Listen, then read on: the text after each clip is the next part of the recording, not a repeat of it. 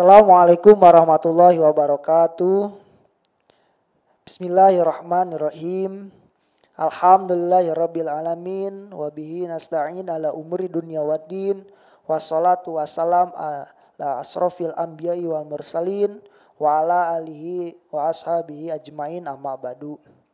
Pertama-tama marilah kita panjatkan puji berserta syukur kepada Allah yang Maha Ghafur, yang mana telah memberikan beribu-ribu nikmat kepada kita sampai hari ini kita bisa belajar menikmati ilmu yang guru-guru kita berikan kepada kita. Dan tak lupa juga salawat berserta salam kita curahkan kepada baginda alam, yakni Habibana wa Syafi'ina wa Karimina wa Maulana Muhammad sallallahu alaihi wasallam. Yang terhormat kepala sekolah dan dewan guru sekalian yang Bapak cintai dan Bapak banggai, anak-anakku sekalian.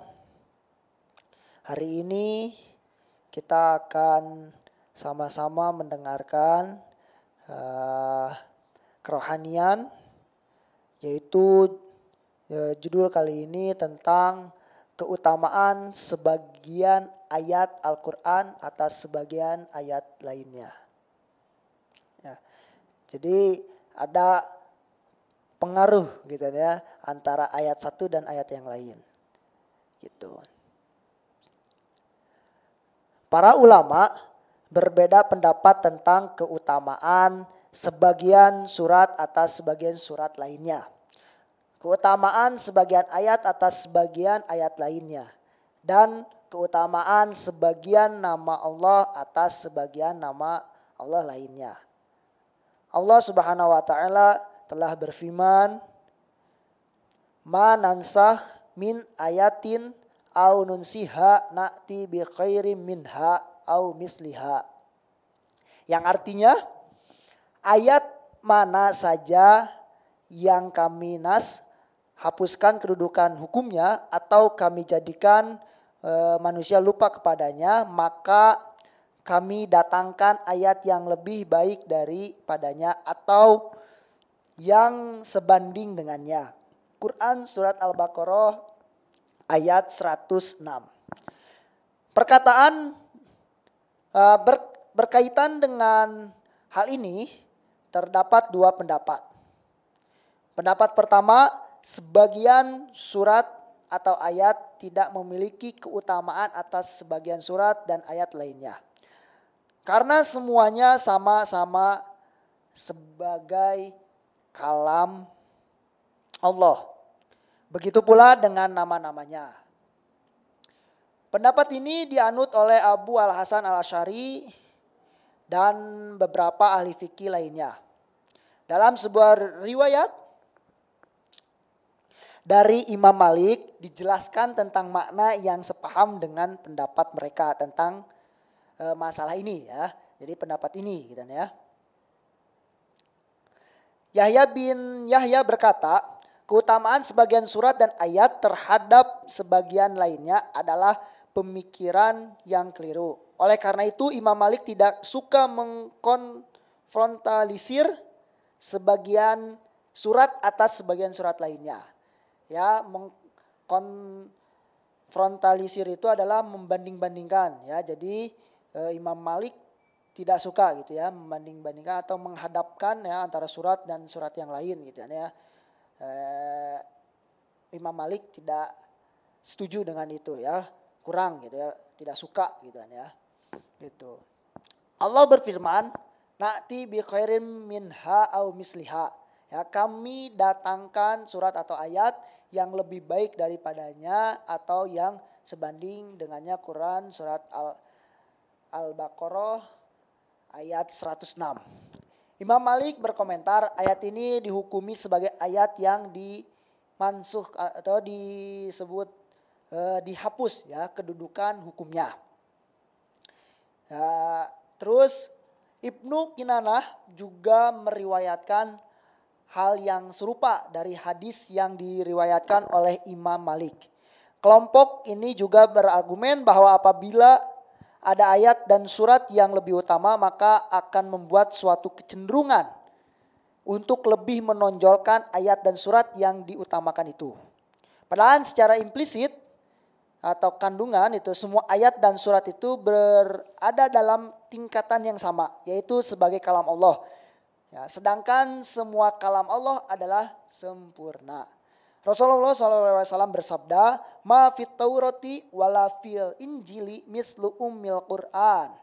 Apapun ya yang terdapat dalam Taurat dan Injil tidaklah seperti yang terdapat di dalam Al-Quran. Al-Busti berkomentar tentang hadis di atas. Sesungguhnya Allah tidak memberikan keutamaan bagi pembaca Taurat dan Injil, yaitu tidak akan mendapatkan pahala di saat membacanya, berbeda dengan Al-Quran. Karena bagi orang yang membaca akan mendapatkan pahala. Allah memberikan keutamaan bagi umat Muhammad SAW yang tidak diberikan kepada umat sebelumnya. Terus penulis Imam Qurtubi berkata, makna perkataan Abu Sa'ad bin Al-Ma'la, pasti aku akan mengajarkan kepadamu satu surat yang paling utama dalam Al-Quran. Itu adalah surat Alhamdulillahirrabbilalamin. Maksud dari hadis ini adalah tentang pahalanya, bukan tentang hakikat surat dan ayatnya. Adapun kandungan ayat dalam surat Al-Baqarah ayat 63, ayat kursi, terus akhir surat Al-Ashr dan surat Al-Ikhlas menunjukkan atas keesaan Allah dan sifat-sifatnya. Keberadaan kandungan ayat-ayat itu tidak ditemukan dalam surat Al-Mas'ad. Ya. Begitu juga firman Allah dalam surat Al-Hadid ayat 3 adalah berbeda dengan surat Al-An'am ayat 144 atau surat An-Nahl ayat 57. Keutamaan tersebut bukan dalam kandungan atau sifatnya, tetapi hanya sebatas maknanya. Inilah ya sesungguhnya pendapat yang benar. Seperti telah dikemukakan sebelumnya bahwa bagi pembaca Al-Quran akan mendapatkan pahala dari setiap satu hurufnya, yaitu sebanyak 10 kebaikan. Dan akan terdapat tingkatan di antara umat ini dalam memahami Al-Quran. Seseorang hamba akan ditinggikan derajatnya karena kredibilitasnya yang tinggi dalam mengetahui dan memahami kandungan Al-Quran. Ya, itu jadi sangat berpahala sekali ya bagi seseorang yang membaca Al-Quran. Kita lanjut pendapat kedua. Mereka yang meyakini adanya keutamaan sebagai ayat dan surat atas sebagian ayat dan surat lainnya dalam Al-Quran, mereka adalah Ishaq bin Rahailiyah ya, dan terus ulama-ulama lainnya. Mereka berargumen tentang keyakinannya berdasarkan hadis dari Abu Sa'ad Al-Ma'la yang dikeluarkan oleh Bukhari ya, hadis.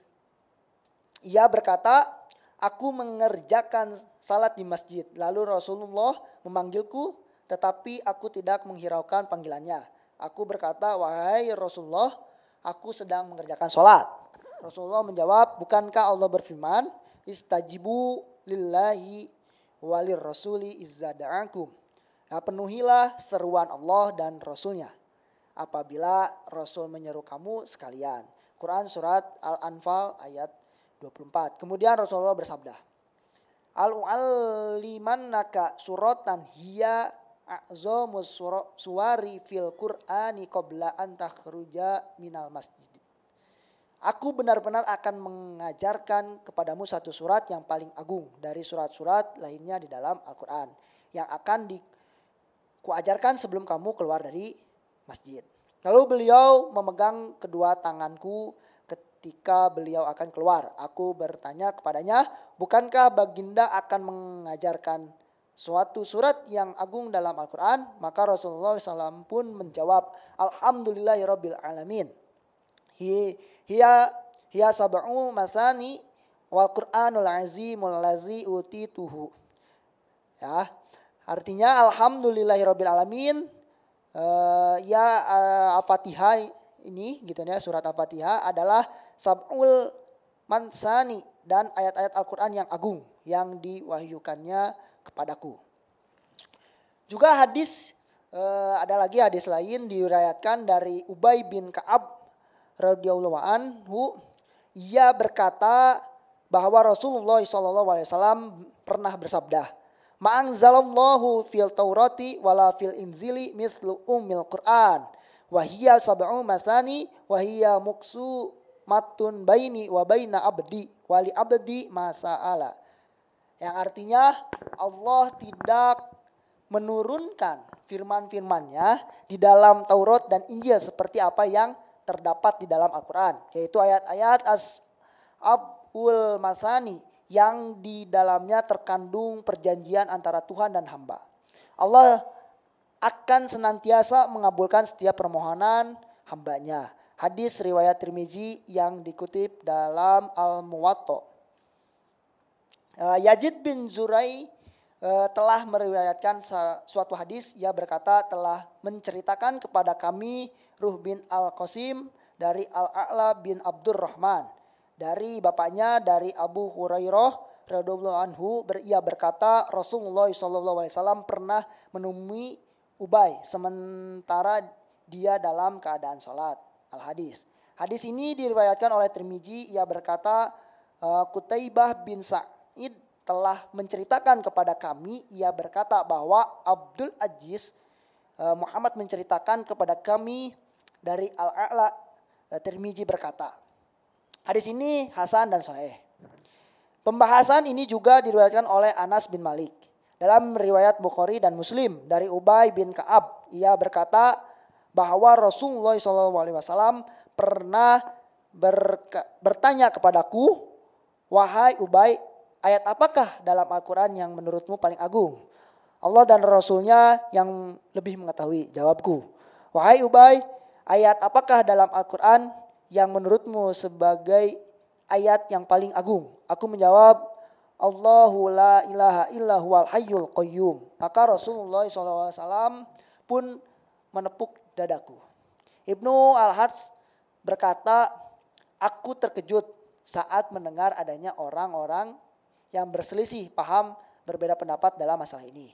Ibnu Al-Arabi berkata, maksud dari hadis Allah tidak menurunkan firman-firmannya ya di dalam Taurat dan Injil dan seterusnya adalah tidak adanya keutamaan yang melebihi Al-Quran dalam seluruh kitab yang diturunkan oleh Allah, termasuk dalam Syuhuf, Zabur, dan kitab-kitab lainnya. Ayat-ayat ini diturunkan dalam Al-Quran karena Al-Quran memiliki keutamaan dibandingkan dengan kitab-kitab lainnya. Surat Al-Fatihah kandungannya luas dan tidak didapati dalam surat lain. Sehingga ada keterangan isi Al-Quran sudah terkandung di dalamnya.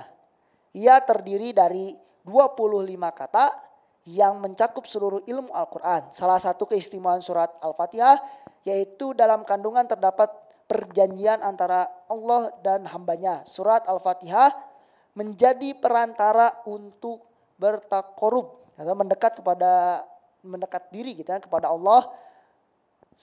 Tidaklah suatu amaliyah dibalas pahalanya kecuali dengan perantaranya. Oleh sebab itu yang menjadi induk Al-Quran yang agung.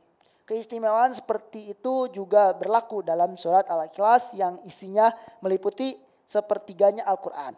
Di dalam Al-Quran terkandung ayat-ayat tauhid, hukum dan nasihat. Begitu pula surat Al-Ikhlas yang di dalamnya terdapat kandungan ayat tauhid. Oleh sebab itu pertanyaan Rasulullah menjadi relevan saat beliau bertanya, ayat apakah dalam Al-Quran yang paling agung? Maka jawaban beliau adalah Allahu la ilaha illa huwal hayyul qayyum.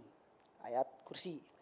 Ayat ini termasuk ayat yang agung karena di dalamnya terdapat kandungan tentang masalah tauhid. Hal seperti itu persis seperti apa yang disabdakan oleh Rasulullah SAW. Perkataan yang paling utama yang diucapkan olehku oleh nabi-nabi sebelumku adalah kalimat la ilaha illa wahdahu la syarikalah. Tidak ada Tuhan selain Allah yang Maha Esa dan tidak ada sekutu baginya. Ya. Demikianlah surat Al-Fatihah menjadi istimewa karena di dalamnya terkandung seluruh ilmu tauhid, ibadah dan peringatan. Al-Halim berkata, surat Al-Fatihah memiliki keistimewaan dibandingkan surat-surat lain. Ayat-ayat pun memiliki keistimewaan dari ayat-ayat yang lainnya. Artinya para pembaca selalu membacanya bukan karena mengharapkan pahala semata, tetapi dapat bermanfaat untuk perlindungan diri di saat takut atau sebagai benteng penjagaan Allah dari suatu yang tidak diinginkan. Sama halnya dengan membaca ayat kursi, Al-Ikhlas, dan surat-surat yang lainnya.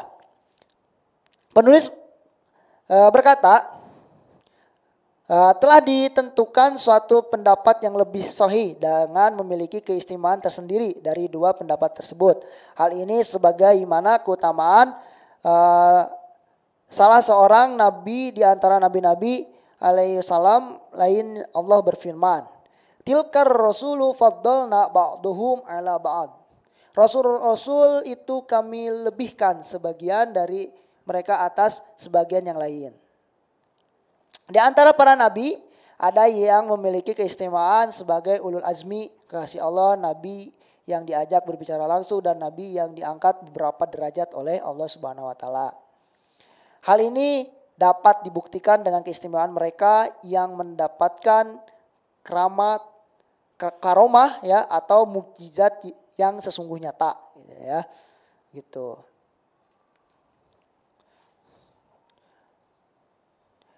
Nah, dengan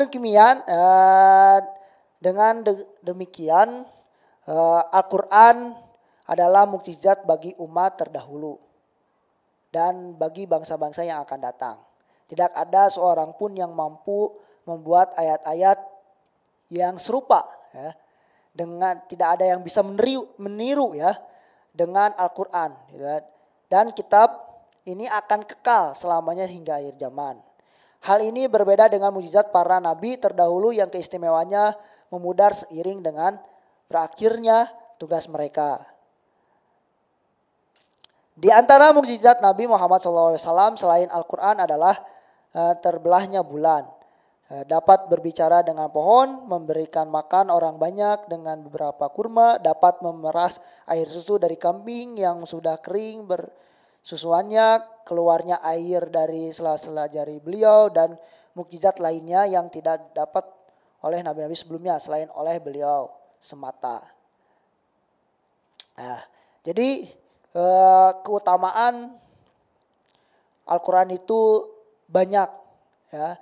Dari kita mulai membaca, memahami, menghafal gitu sampai ke yang lain-lainnya gitu ya. Dan mukjizat atau keutamaan Al-Quran itu tidak hanya masa lampau, masa kini, bahkan seterusnya sampai akhir zaman, sampai kiamat, dan bahkan sampai kita nanti di akhirat. Ya, Quran ini bisa membantu kita, ya, meningkatkan derajat-derajat kita nanti sebagai hamba Allah Subhanahu Wa Taala dapat ditinggikan derajatnya kelak di akhirat.